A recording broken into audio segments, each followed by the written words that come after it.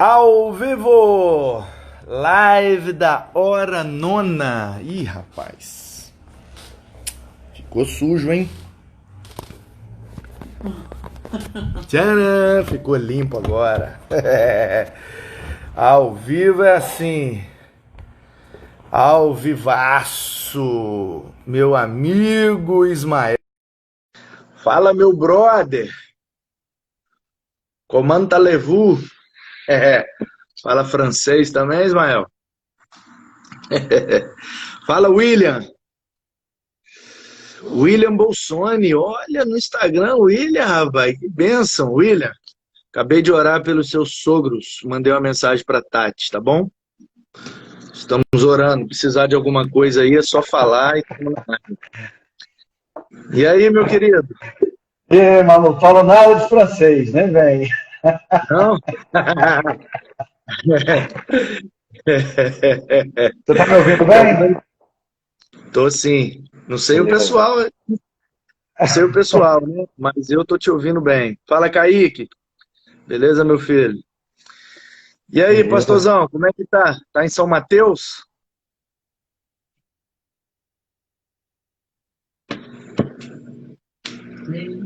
Travou lá. Parei. Deixa eu voltei aqui. Beleza. Tá em São Me Mateus, ouvindo né? aí? Cara, hoje cheguei agora há pouco. Estou em Vila Velha. Acabei de Ah, chegar. é? Na verdade, talvez a gente vai até entrar no papo. Precisei pegar um equipamento aqui para voltar para São Mateus para umas coisas que a gente está fazendo lá relacionadas à igreja. E Tá aí estamos aqui certo. em Vila Velha hoje, amanhã já voltando e partindo para lá. Beleza. É a câmera, luz, ação. Cara, uma dica de um pastor aí muito doido, cara, que me deu aí, que tá só borbulhando aqui na cabeça, mas é mais ou menos por aí. Rapaz, você não entra nesse negócio de dica de pastor doido, não, velho. Mexer com essas coisas aí só vai dar dor de cabeça. Não, entra e vale a pena, vale a pena. Ai, ai. E aí, meu querido, se apresenta aí pro pessoal.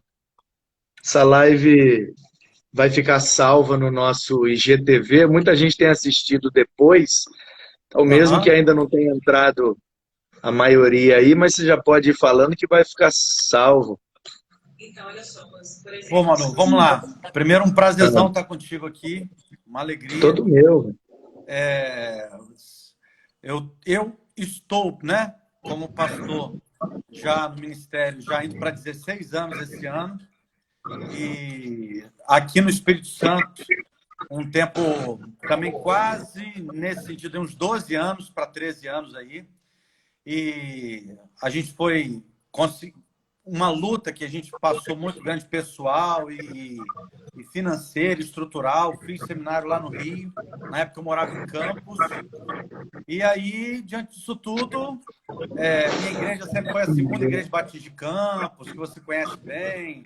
E aí, de lá para cá, a gente veio para o Espírito Santo, já nessa tocada aí de ministério. E tive o privilégio aí de me formar também na área de direito e também agora há pouco mais de tempo, né? 6, 7 anos de psicologia. E hoje em dia tem sido o nosso tempo mais atuante, né? Como pastor na Igreja Batista do Planalto, aqui em Vila Velha, que você conhece bem, e residindo parte do tempo em São Mateus, onde está minha esposa, né? Temos 3 filhos, vamos dizer, nosso coração, que amamos muito, o Caio, o Vitor e a Milena. E não posso deixar de falar do Boris, um cachorrinho que a gente tem. Você tem cachorro também, gosta, sabe como é que é da família. E nesse momento agora a gente está lá, tocando a vida lá, acompanhando, pastoreando, mesmo que de longe, nos contatos, estando perto das pessoas da melhor maneira possível. E graças a Deus, com graça, com vitória aí que Jesus tem nos dado, né? Então, esse tem sido a nossa jornada atual aí, na nossa vida aí. Show de bola. Benção. O Diego já está pedindo para eu falar de missões estaduais. Ah, bom. É isso aí. Sexta-feira Diretamente da IB Guaranhões, teremos o culto de lançamento de missões estaduais. É isso Cara, aí. que bênção! A gente sediou em setembro passado o culto de abertura de missões nacionais aqui no estado. Uhum. E agora vamos sediar o culto de missões estaduais. Cara, Até que vai chegar um dia que vamos fazer o de missões mundiais. Guaranhões está entrando no mapa, rapaz. você já estava esses dias, eu acompanhei a live com o João Marcos, foi muito legal. Foi, Conta um pouco foi. isso aí. Muito bom, É, cara. cara, bom demais. Muito É um bom. privilégio, cara, servir e mostrar, sabe? Eu acho, Ismael, a coisa mais legal, cara. Tem gente que acha que a gente é soberbo, que a gente quer aparecer. Isso aí eu entrego para Deus, porque Deus conhece meu coração, sabe qual é a verdadeira motivação de eu fazer as coisas. Eu estou em paz, estou de boa. Claro. Mas, cara, o que mais me alegra mesmo, assim, de coração, porque eu sempre fui favela, sabe? Sempre fui da periferia, estudei em escola pública. Às vezes as pessoas se enganam com esse cabelinho loirinho e esse olho verde e acham que a gente veio do condomínio, acham que a gente Aham. veio da Europa, entendeu? Mas não, brother. Eu cresci na periferia, na beira de valão, entendeu? Brincando em barranco. E, e aí, cara, muita luta, muita dificuldade, sem pai, minha mãe professora, entendeu? Com vários filhos, sem marido, aquela confusão, aquela loucura, cara. E eu sempre fui morador de bairro, de periferia, sabe? Nunca morei em centro. Um período da minha vida em Volta Redonda, morei em 2 bairros mais ou menos, porque minha mãe casou com um cara que tinha uma condição boa. Então o cara tirou a gente entendeu? Do Aham. breu e levou a gente para um lugar, moramos numa casa legal, moramos num apartamento, mas era tudo do cara, sacou? Porque Aham. minha mãe casou com o cara, eu peguei ali final da adolescência uma fase boa, mas depois minha mãe terminou com o cara, perdeu tudo de novo. Então, cara, assim, eu cresci, sabe, tendo falta, cara, das coisas, sabe? Entendi. E eu não tinha, cara, eu sempre gostei muito das coisas americanas, assim, a cultura norte-americana sempre me atraiu. Então, Legal. basquete, skate, sabe, essa coisa do tênis, da roupa, videogame, e eu nunca tive, cara, nunca tive. Fui ter meus tênis depois de adulto. Aí também só de raiva, como você é psicólogo, você entende, né? Não, Todo excesso, todo excesso esconde uma falta, né? com certeza. Então, cara, entendeu? Já tive mais de 100 pares de tênis. É, Caramba. só do Michael Jordan, assim, só tênis da Nike, do Michael Jordan, e os tênis, assim, clássicos. Não é qualquer tênis, entendeu? É tênis de colecionador mesmo. Lá na Aham. gringa eles chamam de sneakers, né? Sneakers, os colecionadores de tênis, assim, os tênis que são clássicos, que são conhecidos e tal, e do Michael Jordan, todos. E eu já cheguei a ter mais de 100 pares. Aí fui tratando, né? Fui elaborando melhor e entendi que eu não precisava ter todos os tênis do mundo. Aí fui me Uhum. desfazendo, aí num ano eu doava uns 10, no outro ano eu doava uns 15, no outro ano... Aí guardei só os principais, deve ter uns 50 aqui ainda. Caraca! Mas eu tô guardando pro Manuzinho. Manuzinho também joga É. basquete, Manuzinho também tá Aham. gostando de tênis, e daqui a pouquinho ele já tá calçando. Aí já tem uns 3 ali, cara, que tá novinho. Eu usei 2, 3 Ai, ai. vezes, cara. E ele, esse dia eu peguei ele lá no meu quarto experimentando e tal. Aham. Ficou apego Vagabundo. emocional do negócio também, né, cara? Cara. Então, assim, mas o que eu tava dizendo é o seguinte: o que me deixa feliz, Ismael, de coração mesmo, cara, de coração, rasgando mesmo a sinceridade, é que de alguma forma, Deus tem me abençoado e tem abençoado a igreja, e a igreja de Guaranhuns se tornou, cara, relevante, se Amém. tornou, em algumas áreas e em alguns pontos, uma espécie de referência para algumas pessoas. Muita gente Amém. nos vê aqui, visita o nosso projeto social para ver como é que a gente faz, visita aqui para ver como é que a gente transmite os cultos, nos pedem dicas, conselhos, sabe? E a gente conseguiu, de fato, pelo menos virtualmente, marcar uma presença muito forte, sabe? Certeza. Em número de inscritos, em número de visualizações no YouTube, números de check-ins na internet, cara. A gente tem quase 100 mil check-ins. Caramba. Pessoas que marcaram 100 mil vezes, quase, 70 e Que alguma legal. coisa, chegando em 80 e tal. Mas assim, só para você ter uma noção, cara, o Shopping Boulevard tem 150 mil, entendeu? Caramba. O Shopping Boulevard tem 150 mil, a Igreja Batista de Guaranhuns tem quase 80 mil, daqui a pouco faz 100 mil check-ins, Que 100 legal. mil vezes as pessoas marcaram que estava na igreja, entendeu? Que E o legal. nosso canal, cara, quase 5 mil inscritos, vamos bater daqui Legal. uns 2, 3 dias, vai bater 300 mil views no canal, entendeu? Já tem mensagem passando de 30 mil views. Cara, é uma igreja de bairro, cara, é uma igreja de bairro, uma igreja, sabe, semi-periferia, pertinho aqui da gente, a gente tem, cara, uma galera com risco social, a gente tem um projeto que atende 30 crianças em risco social. E aí, o que eu acho mais maneiro é a questão do empoderamento, sabe? Não é porque a gente não tem dinheiro, não é porque a gente não está no centro, a gente não está na Glória, na Praia da Costa, nem em Itapuã, nem em Itaparica, a gente está num um bairro que tem um filme muito queimado pela mídia, porque Guaranhuns, você entra no YouTube, entra na internet, bota Guaranhuns, primeira coisa que vem é chacina em Guaranhuns, matadores de Guaranhuns, quer dizer, só notícia negativa, só coisa que joga para baixo, sabe? Quando eu vim pastorear, mudei para cá, e aqui é um bairro muito bom de morar, cara, moro aqui há mais de 4 anos, pô, bonzão de morar, sabe? E é perto da praia, é perto de tudo, só que essas coisas vão jogando a moral da galera para baixo, a autoestima, sabe? Com certeza. E o pessoal acha que não pode fazer as coisas, que não tem condição, mas tem sim, cara. Tem sim, a gente não precisa estar no centro, a gente não precisa ter dinheiro, basta ter boa vontade, perseverança, criatividade, e a gente vai fazendo com firmeza, constância, abundância, e a coisa acontece, cara. Entendeu? E aí, assim, uma igreja de bairro, que até um tempo atrás, sabe, não era muito conhecida, não era muito falada e tal, e onde é Guaranhuns? A primeira vez mesmo que eu vim pregar aqui, eu não sabia nem onde ficava, sabe?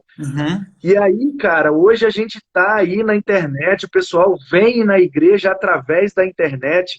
Quantas e quantas vezes eu na porta recebendo ou me despedindo das pessoas, ah, você veio de onde? Cara, eu sou de Belo Horizonte, eu sou de Brasília, eu sou do Rio, estou fazendo um serviço aqui, botei igreja evangélica no Google aqui e me indicaram você, eu vim aqui para participar de um culto, ou eu acompanho a igreja pela internet, estou lá na Serra, na casa de um primo, e aí vim aqui visitar para ver como é que é, ou sou seguidor, tal, sou aluno do Instituto Bíblico, quero mandar uma oferta, quero fazer uma visita, sabe? Essas coisas, cara, é muito legal, cara. Sabe? A gente, assim, num contexto onde ninguém dá nada, sabe? Ninguém acredita, ninguém investe, ninguém impulsiona o negócio para cima, e a gente está mostrando que dá para fazer, cara. Dá para fazer, é só ter, sabe, força de vontade e Deus abençoando. A gente, não importa, cara, o lugar que esteja, sabe? Fazendo questão de falar isso aqui mesmo, nem sei porquê, mas porque tem muita gente que fica colocando a culpa nas coisas, sabe? Como você é psicólogo também, você...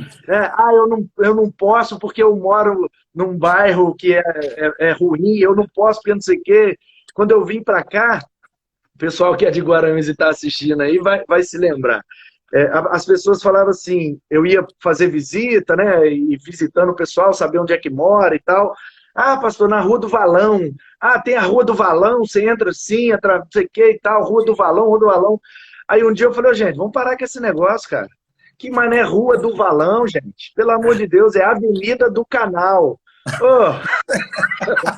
Que isso, galera? Entendeu? Vamos botar o negócio pra cima, pô. Eu moro na Rua do Valão, Ismael. Não, moro na Avenida do Canal, cara. É isso aí. É isso aí.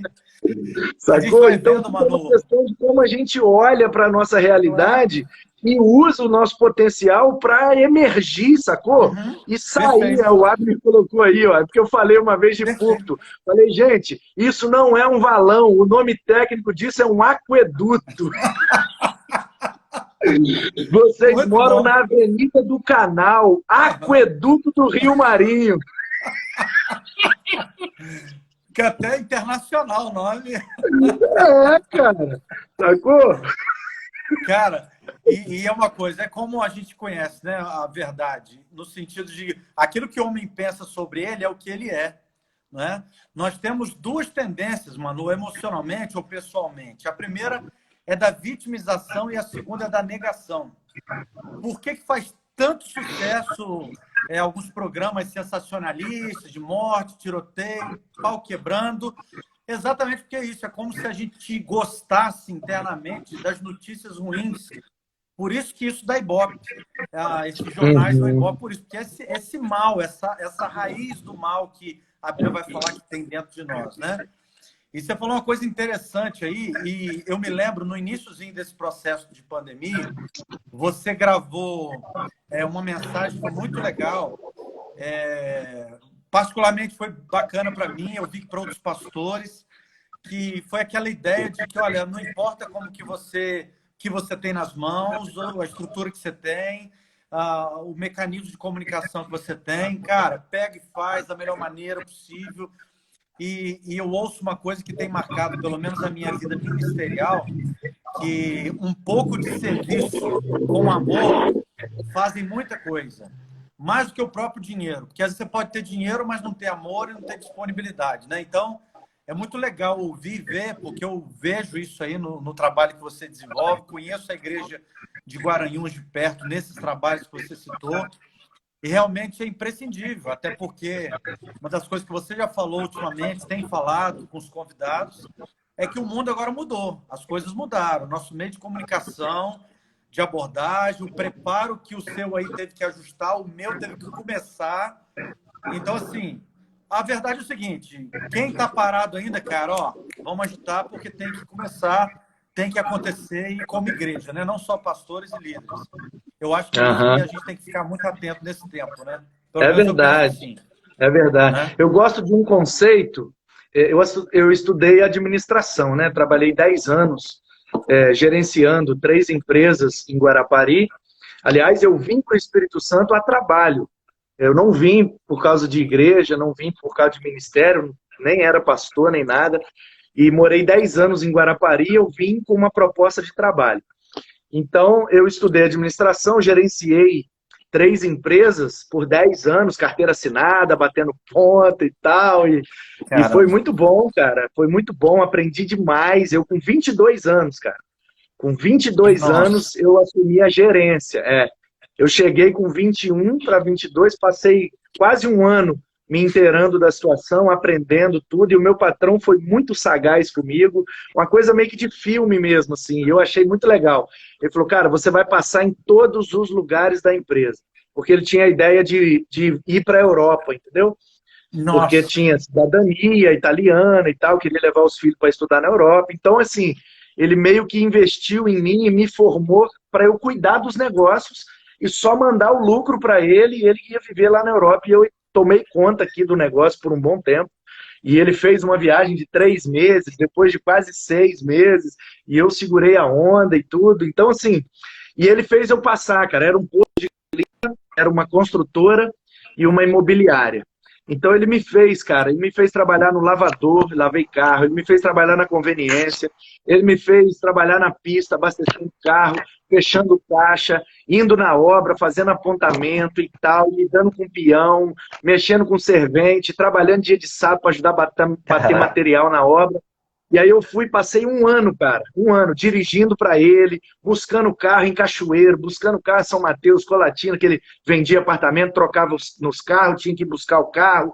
Cara, e eu trabalhei pra caramba, aprendi muito, e aí ele me deu, cara, o estudo, o conhecimento da administração, ele pagou para mim, falou, olha, eu vou investir em você, você vai aprender a trabalhar, vou te botar para estudar, e vou te botar como gerente de tudo, e você vai cuidar de tudo.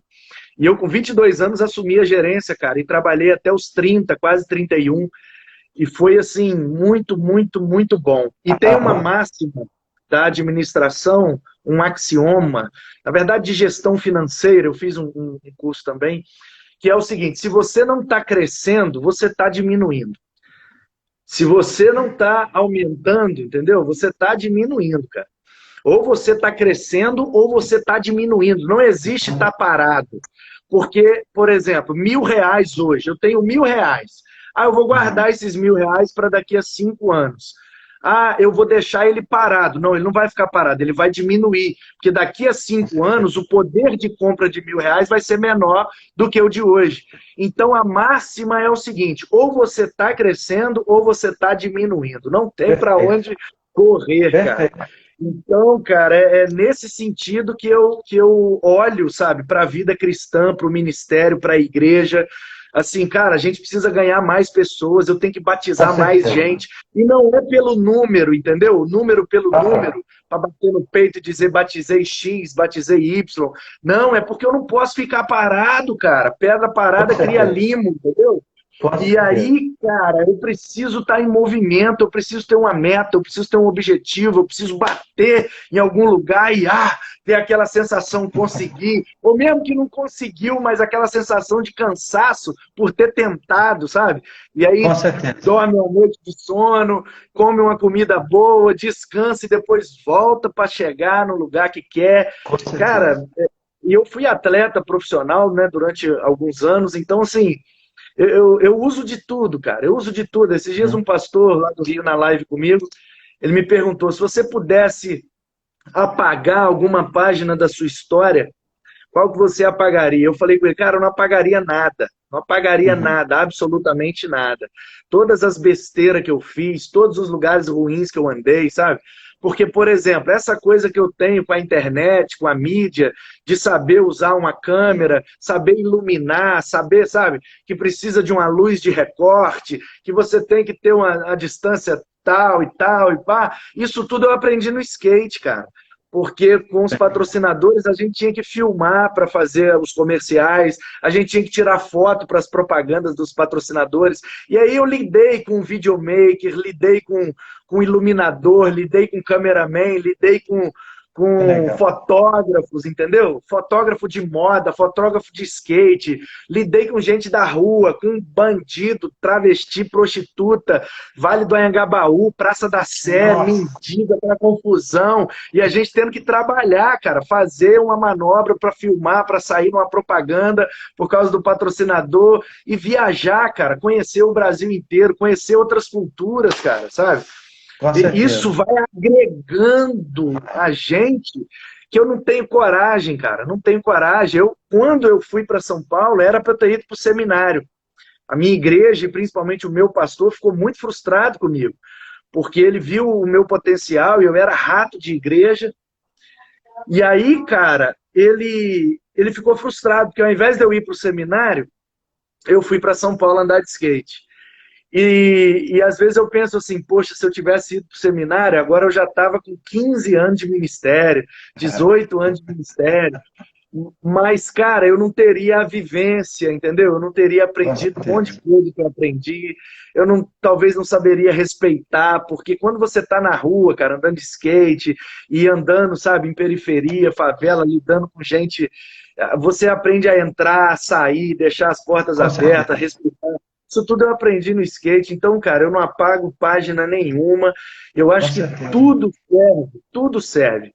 Tudo. Quanto tempo a gente leva para preparar um sermão? Não tem, cara.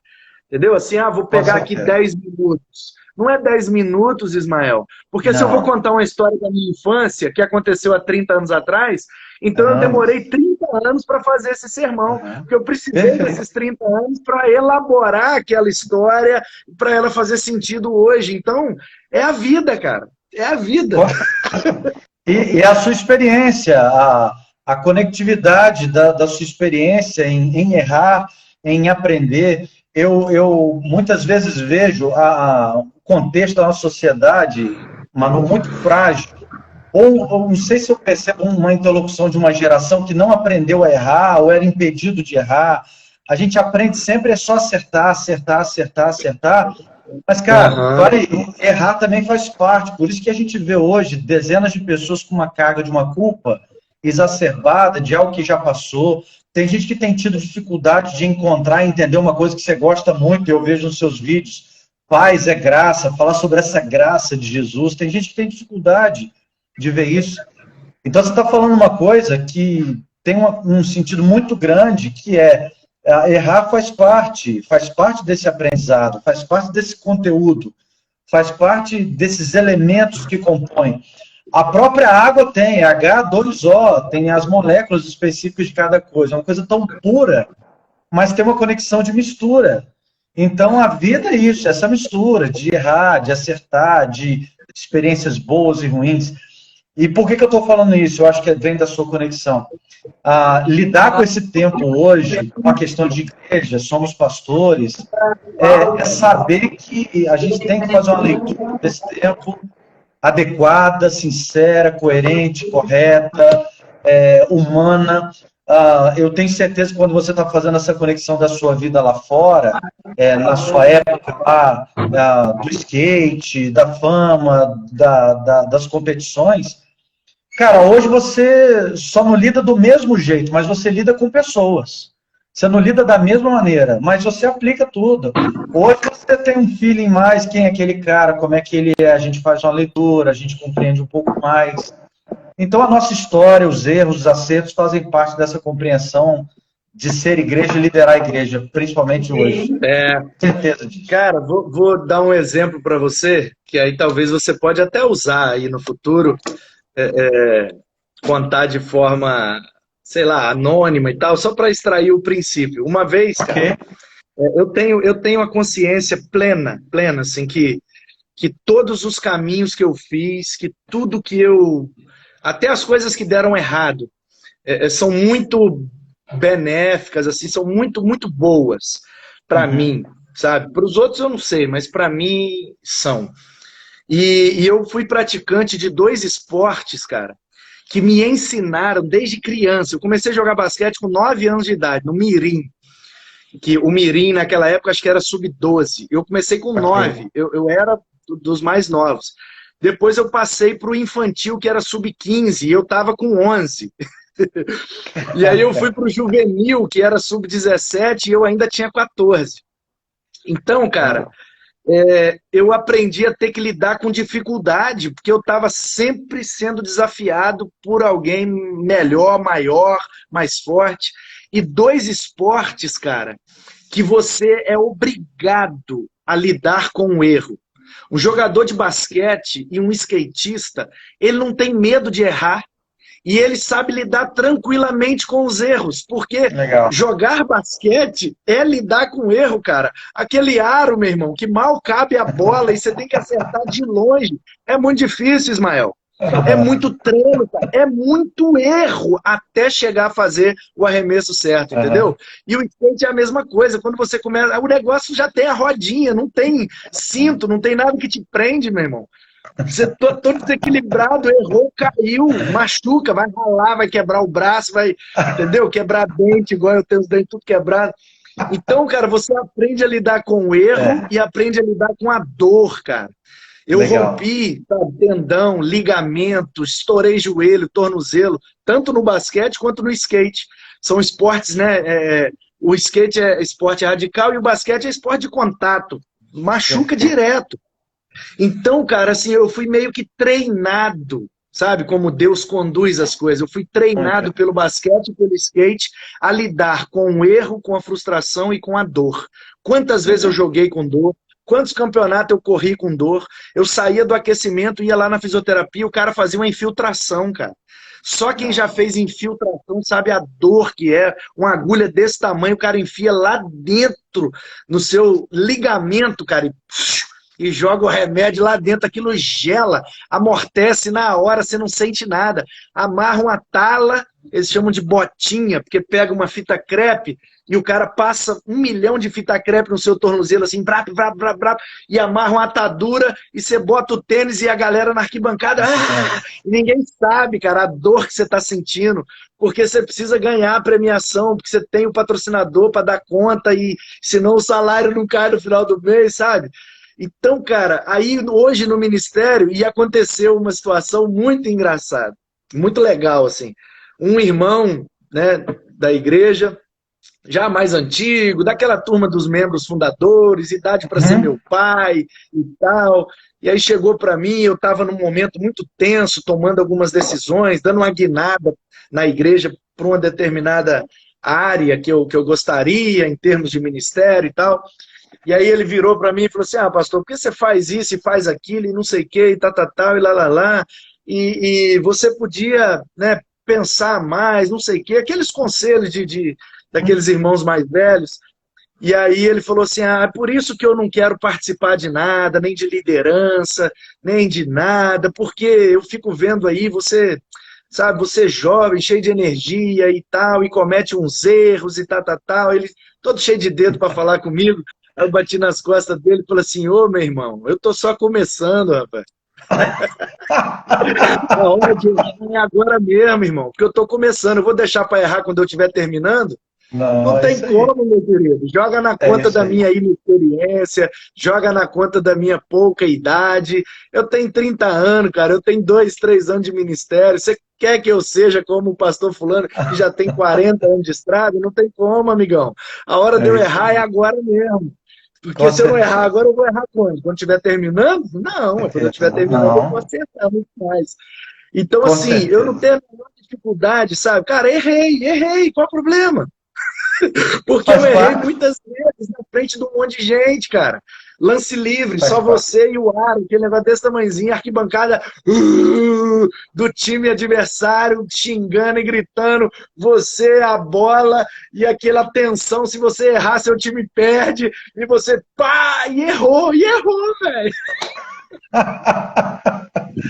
Cara, que desafio. Analogia interessante. A analogia foi perfeita e preciosa, apesar da gente se cobrar às vezes muito, né, num contexto de igreja, é uma pressão, a analogia das pessoas, né, e sem dúvida nenhuma. Agora, você falou uma palavra, Manu, eu acho que entra dentro desse contexto. O que seria para você hoje esse treino? O treino no basquete, eu imagino que o Oscar, por exemplo, mão santa, né, eu imagino que para ele acertar os pontos que ele acertou, eu acho que ele errou inclusive, muito mais. Permita-me fazer aí uma... O Oscar, que eu já ouvi pessoalmente várias vezes, ele não gosta desse apelido, sabia? De mão santa. Não gosta, ele tem ódio. Ele tem ódio da mídia que gerou esse apelido nele. Ele diz, eu não tenho a mão santa, eu tenho uma mão treinada. Eu não nasci acertando arremesso, isso não é um dom de Deus.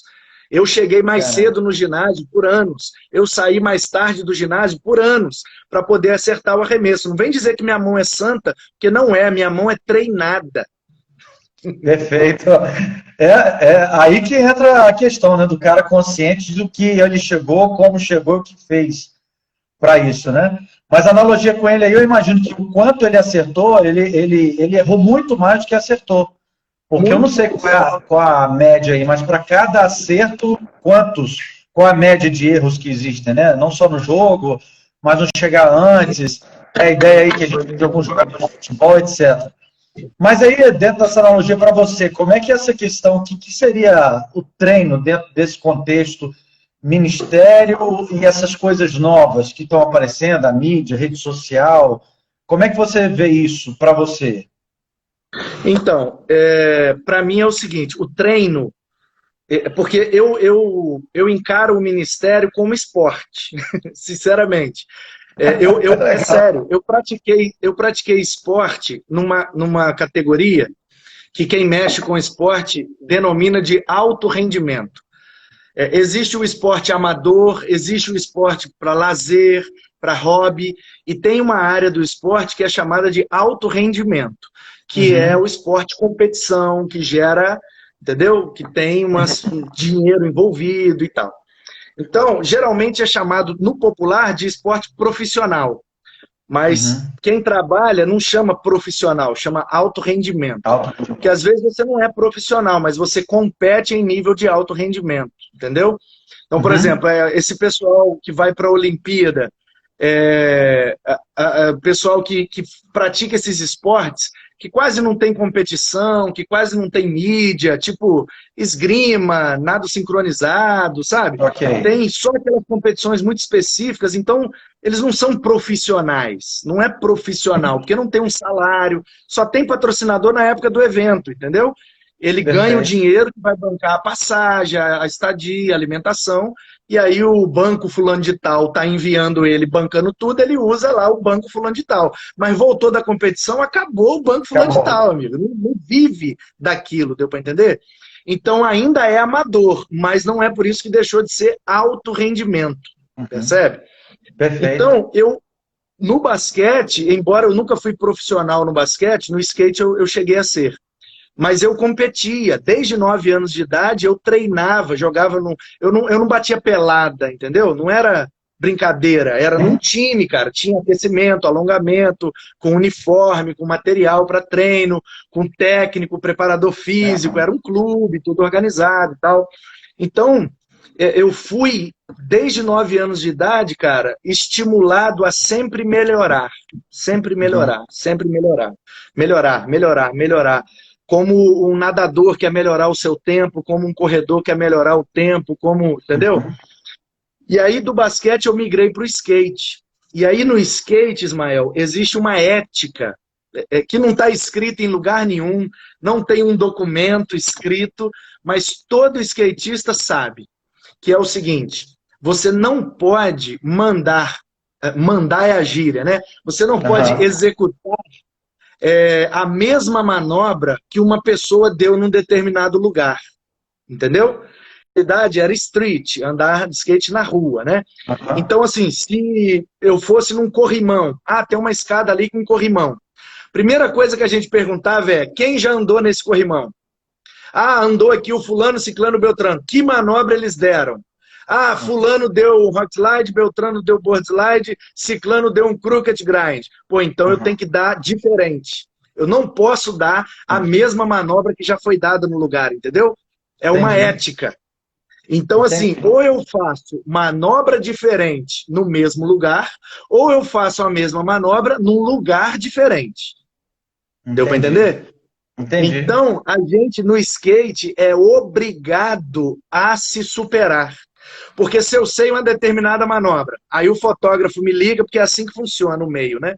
O fotógrafo me liga e fala: Manu, achei um pico. Pico é o lugar onde vai ser executada a manobra. Aham. Ó, é uma borda, é um corrimão, é uma mureta, é num banco, é na frente de um prédio, é numa praça, seja lá onde for. Vamos lá? Vamos. Aí você marca com o cara, vai de carro, vai de ônibus, seja lá o que for. Chega lá no lugar, o fotógrafo vai te dar o briefing da parada. Ele vai dizer: ó, você pode dar tal manobra, você pode dar tal manobra, fulano já deu essa, Beltrano já deu aquela. Eu gostava de achar os picos virgens, que a gente falava, Ok. onde ninguém deu manobra nenhuma, porque aí eu estava à vontade para dar a que eu quisesse, entendeu? Entendi. Então, cara, a gente tinha, na época que não era digital, né, não tinha celular, smartphone, eu tinha uma caderneta no bolso, que eu andava de ônibus, Caramba. andava de táxi, eu ia anotando, cara, uma escada no prédio tal, na avenida tal, em tal número, tal lugar, tal, tal, tal. E aí eu fazia catálogo dos picos, eu sabia onde tinha cada escada, cada corrimão, cada lugar que eu podia fazer Caramba. uma foto, fazer uma filmagem, entendeu? Então, o basquete foi me ensinando a sempre melhorar, progredir no treinamento. E o skate me ensinou a inovar, porque eu tinha Legal. sempre que fazer algo novo, algo diferente, não pode ser igual, porque senão você Uhum. perde a moral, entendeu? Certo. Então, como é que eu encaro o ministério? Dessa mesma maneira, cara. Eu preciso hoje pregar melhor do que ontem. Eu preciso hoje aconselhar melhor do que ontem. Então, o que é que eu posso fazer para melhorar minha pregação, para melhorar minha visita, para melhorar meu aconselhamento, para melhorar minha vida financeira, a administração da igreja, as finanças da igreja? O que eu posso fazer para Uhum. melhorar nessas áreas do ministério? Eu considero o ministério Claro. pastoral dividido em 5 áreas: a administração da igreja, o púlpito, a vida devocional, a visitação e o aconselhamento, entendeu? Uhum. Então, nessas áreas que eu atuo, o que é que eu posso fazer para melhorar? Vou num congresso, vou ler um livro, vou Legal. conversar. Então, eu não perco a oportunidade de conversar com pastores mais experientes. Toda vez que eu estou com os caras mais velhos, eu fico igual um chato, entrevistando, fazendo um monte de pergunta. Pastor, você já viveu tal problema? E como é que foi? E aí, por um lado, o cara se sente valorizado, honrado. Pô, alguém está querendo saber da minha história, alguém está querendo aprender comigo. E eu fico só bebendo, cara, só aprendendo. Então, e o que que eu posso inovar? Então, eu continuo um jogador de basquete e um skatista, só que no ministério. O que que eu posso fazer para melhorar e o que que eu posso fazer para inovar? Como que eu posso inovar a pregação? Como que eu posso inovar o aconselhamento? Como que eu posso inovar uma visita, entendeu? Então, cara, vamos fazer um gabinete diferente, vou botar chocolate, vou botar um cappuccino. Quando a pessoa entrar, eu vou servir um cappuccino. Quando a pessoa chorar, eu já tenho um lenço aqui preparado, dou o lenço para a pessoa numa caixinha bonitinha, a canequinha personalizada, sabe? O que que eu posso fazer para melhorar, para ser prazeroso a pessoa vir no gabinete conversar comigo? E eu sou movido por essas duas coisas que eu aprendi no esporte, cara. O basquete me ensinou a melhorar e o skate me ensinou a inovar. E é assim que eu encaro, o Ministério de Alto Rendimento, é como eu chamo. Cara, muito interessante isso. Inclusive, o skate, com essa ideia de inovação, ela faz analogia para esse contexto que a gente está vivendo, de inovar, de ser, eu tenho tentado, Manu, assim, observar, também gosto muito dessa característica que você está falando, de ouvir, ver, essa expressão que a gente usa muito, né, de beber na fonte ali com pastores mais experientes, pessoas mais maduras, que têm muito para nos ensinar. Você está falando sobre um contexto que é a capacidade da gente ouvir também desse tempo. Eu confesso que eu fico, às vezes, numa dúvida, principalmente dos pais desse tempo, em que ponto que a gente pode ou não, e logicamente, não vou nem olhar para uma questão assim, biblicamente. Eu acho que a Bíblia é um livro incrível, fantástico, progressista. Eu acho que ele tem a mensagem dele é nova, é Deus falando a cada dia, mas as ações e as práticas, elas têm que inovar, elas têm que acontecer, elas têm que se desenvolver, né?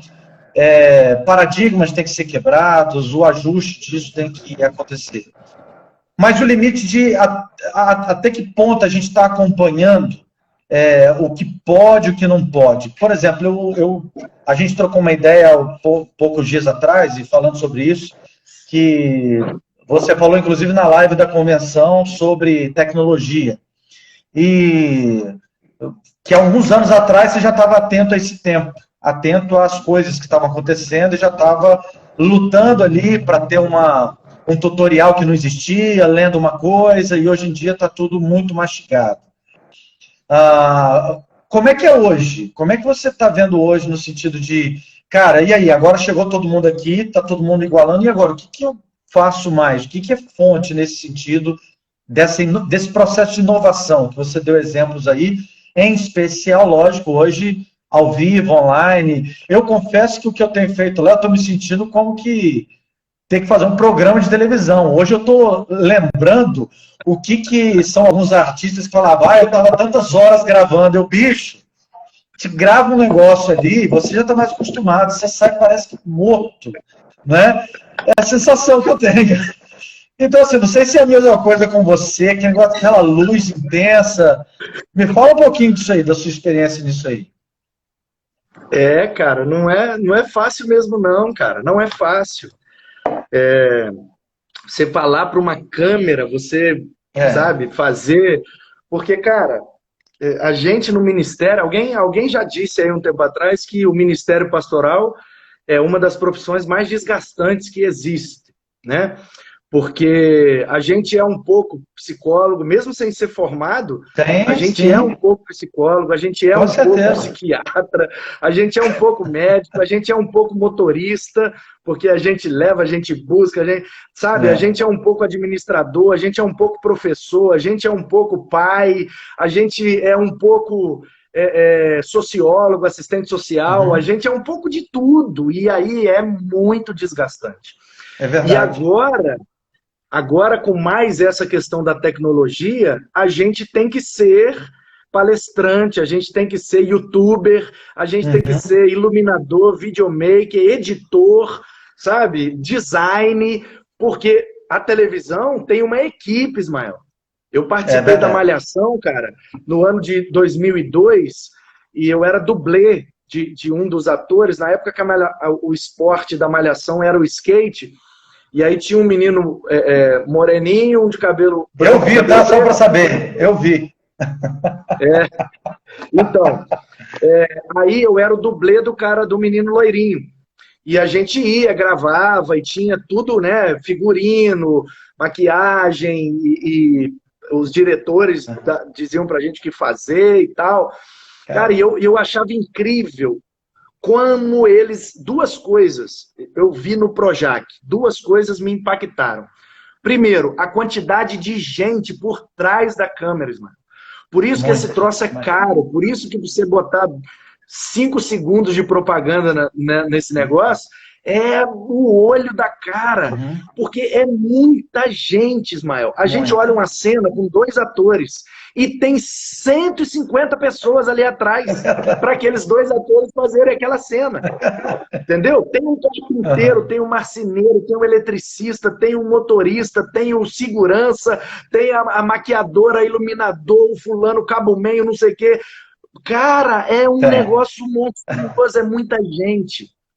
E aí, hoje, aqui na igreja, a gente produz as coisas, nós temos um estúdio, a gente filma e tal, e agora a gente deu uma inovada, que é o chroma key, fazer com fundo verde ou fundo azul, para mudar o fundo. A gente tem feito os cultos infantis assim, fica bem dinâmico, bem legal. E eu vou evoluir também para o Instituto Bíblico Guaranhuns, eu vou usar o chroma key, então eu vou usar mapas atrás de mim, eu vou mexer com os mapas e tal, e vamos para frente. Que legal. Então, eu fico vendo, eu com celular, com um monte de luz, a gente puxando gambiarra, fita isolante, emenda, puxa, pega extensão, blá, blá, blá. Cara, a gente é um herói, velho. Nós somos herói, a gente tem que ter uma capa, mano. Porque é um herói. A gente faz um trabalho pra gente produzir um culto, Ismael, e colocar com qualidade de TV, igual eles fazem aí, cara. A gente faz sozinho ou com 2, 3 pessoas da igreja nos ajudando o que os caras fazem com 100 pessoas, com 150 pessoas. Com certeza. Então, a gente está fazendo o trabalho de um monte de gente para poder ter o resultado final, entendeu? Com certeza. Então, essas 2 coisas me chamaram a atenção. Primeiro, a quantidade de gente nos bastidores para fazer a coisa acontecer. E segundo, a quantidade de tempo que eles demoravam até ficar perfeito. Porque o diretor, ele não aceita menos do que o perfeito, cara. O cara deu uma piscadinha, ele manda voltar. Rodando de novo, take 2. Play. Aí tudo de novo, marca posição e papapá, e a maquiadora vai lá e refaz, e lá. Take 2, rodando, luz, aí foi! Pá! E aí tudo de novo. Aí ele olha lá no monitor dele e fala, ó, voou um mosquitinho ali na hora. Take 3, vamos lá, de novo. Cara, é absurdo, Ismael. É muita gente trabalhando e demora muito tempo. Cara, quando eu comecei a pregar, aí o ministério virou mesmo uma rotina na minha vida, eu falo, cara, esses atores, essas atrizes, se eles passar uma semana com um pastor, eles vão ver o que é. Porque a gente não ensaia, Ismael. A gente não ensaia, a gente não treina, não tem take 2, take 3, cara. Microfone na mão, o povo tá ali. Falou besteira? Acabou. Foi besteira, não tem como editar. Acabou. Cara, isso, inclusive, devia estar atenuante. Eu vi tudo de dentro. Pregar, Ismael, tô te falando com toda a sinceridade do meu coração. Pregar toda semana igual a gente faz, pelo menos 3 vezes por semana. Nenhum ator, nenhuma atriz aguenta a nossa rotina, cara. Eles pegam um texto que dá, às vezes, metade do conteúdo de um sermão nosso. Demora 1 mês lendo o texto, procurando o personagem. E aí depois começa a ensaiar aquele texto. Até chegar no dia da estreia, passou 6 meses. E a gente prepara sermão com 10, 15 minutos e prega 1 hora, sem decorar, sem ensaiar, sem nada. Cara, na boa, velho. Gostei da ideia da capa, hein? Herói mesmo. Esse desafio, Manu, esse desafio realmente, para mim, para você já tem alguns anos, está sendo novo, e às vezes a própria igreja não sabe, né? A gente está nesse processo também, caminhando, tentando melhorar, busca informação aqui e ali, estuda, vai vendo outras pessoas, outras referências. E o povo, às vezes, não é só, olha, nossa, legalzinho, tá bacaninha, melhorando um pouquinho, né? E como que a gente tem que ter essa luta, né? Mas, sem dúvida nenhuma... Cara, deixa eu te fazer uma pergunta agora, muito pertinente para esse ponto da conversa. Como que você... Aí agora a pergunta inverte. Você que é um cara assim, que não estava muito antenado, que não era muito dado à tecnologia, à rede social, etc, etc, etc... como que você, agora na perspectiva assim, da psicologia mesmo, como que você faz assim, essa terapia com você mesmo, tipo assim, de cara, eu preciso correr atrás, eu preciso melhorar, eu preciso aprender, e depois de uma certa idade a gente tem mais dificuldade de aprender algumas coisas. Com certeza. Até 20 anos que a gente aprende fácil, depois, meu amigo, quanto mais o tempo passa, mais difícil é de aprender coisas novas. Então, como é que é para você, cara, essa reciclagem, essa atualização, como é que é? Primeira coisa, eu acho que é o que a gente muito se salva. Vamos numa geração assim, mais abaixo do que a nossa, os adolescentes de hoje. Pelo menos é um dos refúgios que eu tenho para sanar um pouco essa angústia de tentar alcançar o que eu preciso alcançar, né? Querendo ou não, essa galera já nasceu nessa geração, já acostumou, o cognitivo deles é outro, a percepção, o time, o feeling deles é outro. Eu às vezes falo com os filhos o seguinte, eu sou da época que ia para um local chamado Palácio da Cultura, lá em Campos, que é uma biblioteca municipal, para fazer pesquisa na enciclopédia Barça ou Globo. Eles não, hoje eles pegam e não dão conta do conteúdo, e não dá conta, está tudo na palma da mão. Então, assim, é uma das coisas que angustia, mas é onde eu busco sanar um pouquinho. Então, a gente vai tentando os mais novos, vai tentando essa geração, vai ouvindo um pouco eles. E o que deu um feeling, primeiro, eu acho que foi o ponto da necessidade. A pergunta que não queria calar, como é que eu vou me comunicar agora? A minha comunicação agora precisa acontecer, tem que acontecer, não pode inexistir nesse tempo. Então, a gente vai. É lógico, por exemplo, na igreja hoje, a nossa igreja lá é um número menor do que o seu, está chegando a 80 e poucos membros, ativos às vezes um pouco menor, aqueles que vão como espectadores, outros, mas a gente tentou cadastrar e tem acesso a todos. Eu tenho hoje 2 casos na igreja, são poucos ainda, mas que não tem acesso a nada de internet. Tem um telefone fixo e ponto final. E aí, esse povo não vai ser pastoreado? Não, vamos lá, vamos tentar, faz um contato, o diácono faz uma visita, faz uma ligação. Esses dias, com uma irmã da igreja, eu cantei uma música com ela, falei, vamos cantar junto uma música? E ali vamos tentando ajustar. E os outros, a gente está ali, vamos lá, numa pesquisinha, como é que você está, o que está acontecendo, o áudio, lista de transmissão, a gente vai percebendo a conectividade. Então, o feeling veio da necessidade. Eu tento me refugiar hoje nessa geração que dá uma força muito grande, e a gente vai tentando sanar um pouco dessa angústia com a gente, né? Tentando essas respostas aí nesse tempo. É o que eu tenho feito. Rapaz. Não é mole não, cara. Como que você... Qual a leitura que você faz, cara, como psicólogo do Ministério Pastoral? Assim, você atende várias pessoas e cada uma com a sua área de profissão, né? Você atende, sei lá, faxineiras, atende professoras, atende secretárias, atende engenheira, advogada, você, né? Porque problema emocional não escolhe conta bancária, nem área de atuação, pega em todo mundo, claro, né? Então, cara, como é que você faz a leitura assim? Você conhece os profissionais e eles têm mais ou menos assim o profissional daquela área tem um gatilho que vai gerar um problema que é crônico daquela área de atuação. Isso existe?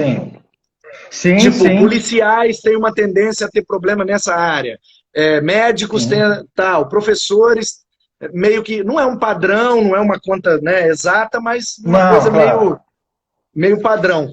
Na sua leitura, como você vê, cara, o ministério pastoral, assim, esquece que você é pastor, esquece que você é crente, você é psicólogo. Como é que você olha para essa, entre aspas, essa área profissional, essa área de atuação na sociedade, os pastores. Uhum. Como é que é isso, cara? A profissão pastor, foi feita uma pesquisa há um tempo atrás nos Estados Unidos, que entrou entre as 5 a 10 profissões mais perigosas do mundo. É lógico que estava falando com relação às emoções, as taquicardias, as ansiedades, os processos depressivos. Não vou nem entrar no aspecto dos suicídios que a gente tem como história. Há uma tendência agora, nesse tempo mais ainda, dos pastores, por serem essa figura meio que heróica, de relevância, de sempre ter que ser. Mas esse ter que ser, na maioria das vezes, é muito mais para o outro do que para si mesmo. Então o pastor tem uma tendência, Manu, de anular-se em prol do outro. Ok, a gente tem um ensinamento bíblico, mas só que a gente tem a Bíblia também nos ensinando de que nós devemos nos amar.